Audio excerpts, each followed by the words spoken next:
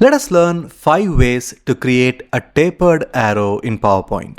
The 5 ways are combining shapes, carving shapes, drawing shapes, using edit points, and stealing from icons and SmartArt. Since one of our subscribers wanted to know how to create this tapered arrow, I am creating this video. Let us jump right in to learn the techniques. Before that, I am Ramgopal from presentationprocess.com. If you want to learn even more creative ideas you can use in your next presentation, you can sign up to our 5-day email course called 25 Creative Presentation Ideas. The link is in the description box below.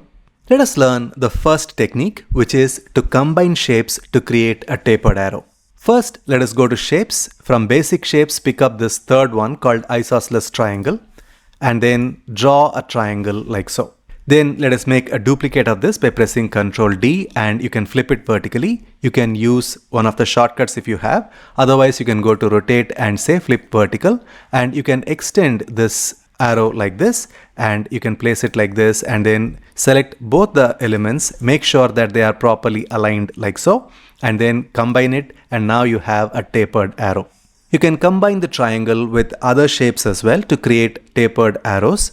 Let us go to shapes, and from basic shapes let us pick up this one called as moon, and let us draw a moon shape like so.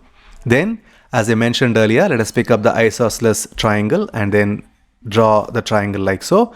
Then using the rotation handle you can place the arrow like this and make sure that none of the parts are jutting out of this triangle, and once it is done, you can of course select both of them and combine them, and now you have a tapered arrow in a curved shape. You can even use some very odd shapes to create the tapered arrow. For example, I can choose this one called as the lightning bolt from basic shapes, and let me draw the shape first.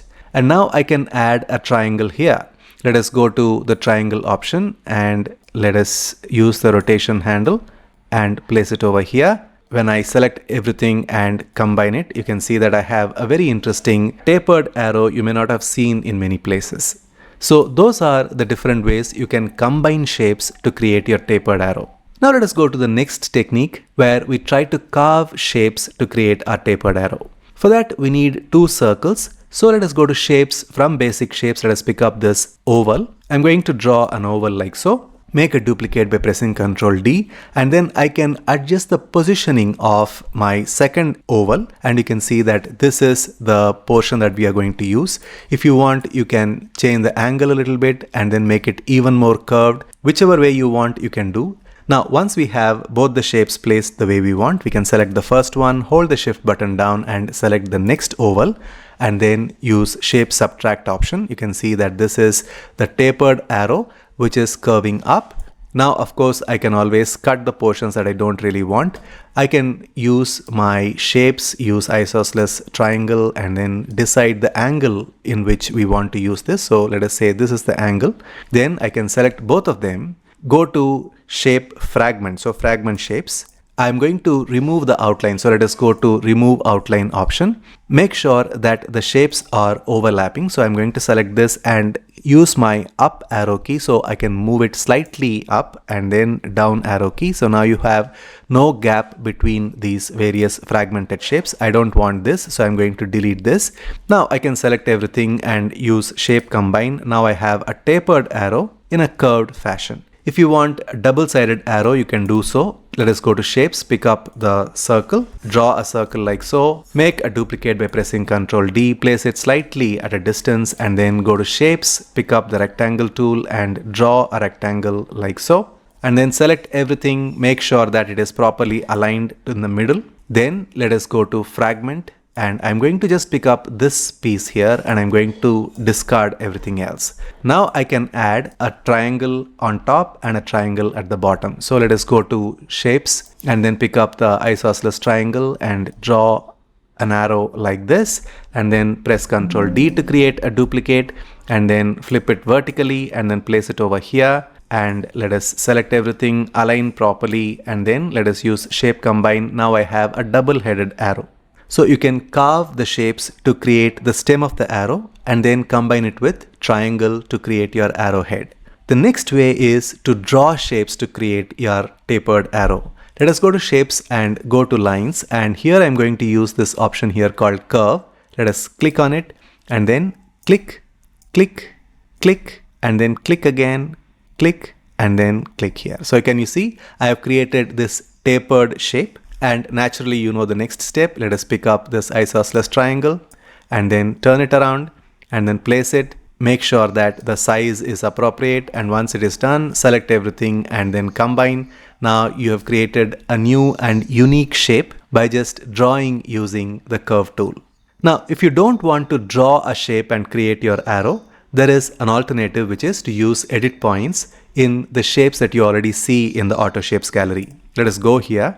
I'm going to pick up one of the block arrows. Let us use this one called as arrow chevron, and let us have this chevron here. Right click and go to edit points, and you can see that these black squares are available for you to edit. I'm going to delete this black arrow. So I'm going to right click on this and say delete point, and right click on this and say delete point.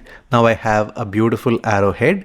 This I can combine with my other techniques and create my tapered arrow. If I take a regular arrow, let us go to auto shapes gallery and pick up a regular arrow, draw like so. I can always taper this. Let us right click, go to edit points, and here right in the middle I'm going to right click and say add point. Then I'm going to delete this point and this point, and now you can see I have a tapered arrow created entirely by modifying one auto shape. The last method is to steal from icons and SmartArt.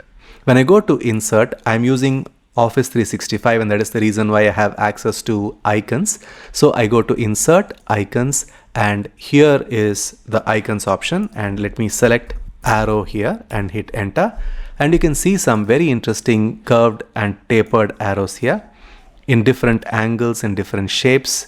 And I say insert, and I can have all of these available. Let me increase the size and let me place them over here, and let us select everything and distribute horizontally so you can see the various shapes, and let us align them centrally. So these are some different options available readily inside the icons in PowerPoint. If you want an option available in SmartArt, you can pick that up as well. Let us go to insert, go to SmartArt, and let us go to process. And in the process, you have these shapes that can be used quite easily. Let us select this one called as upward arrow and say OK. After selecting this shape, you can go to SmartArt design and say convert to shapes, and then right click and ungroup it once more. So we just have this arrow. Let us press Ctrl X to cut it, select everything else and delete it, press Ctrl V to get it back. Now you can see that this is a very interesting tapered arrow which is not available in the regular shapes. And the best part is you can adjust these yellow handles to change the way this particular arrow looks. If you want more such street smart creative PowerPoint ideas, you can sign up for our 5-day free email course. The link is in the description box below. And if you want a course to learn, you can always sign up to our PowerPoint Mastery 2.0. This is a comprehensive program which is a combination of 42 different courses on PowerPoint. If you want to achieve mastery in PowerPoint, then I would recommend this program. The link again is in the description below the video.